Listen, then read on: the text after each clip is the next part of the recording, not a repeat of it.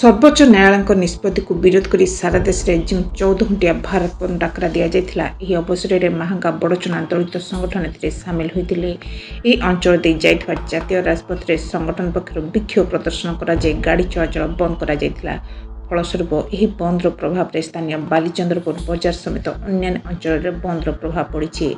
व्यावसायिक अनुष्ठान गुड़िक व्यवसाय मांदा रहा स्कूल कॉलेज गुड़िक छात्र उपस्थान मात्र ह्रास पाउथिबारु लक्ष्य करा संगठन संयोजक प्रफुल्ल कुमार माझी सरकार तुरंत यह विषय को विचार को नहीं पुनः विचार करने को दाबी करछुंती। अन्य संजय सेठी, अशोक बेहरा, अमूल्य जेना, अशोक जेना, निशिकांत सेठी प्रमुख उपस्थित यह बंद को सफल कर सहायता करते। महांगारू अमरेंद्र सिंह, ओडिशा मोबाइल टीवी। मो ना प्रफुल्ल कुमार माझी, मु महांगा एवं बड़चणार अनुसूचित जातिर संयोजक भाव में कार्य करुछि। अच्छा, आज समग्र भारत वर्ष दलित संगठन माने सब भारत बंद डाकरा देइचंती। ए संपर्क रे आपण आज कौन करचंती एवं कौन की पदक्षेप लेइचंती एवं कौन पाई हेइछे बंद से संपर्क टिके कोन।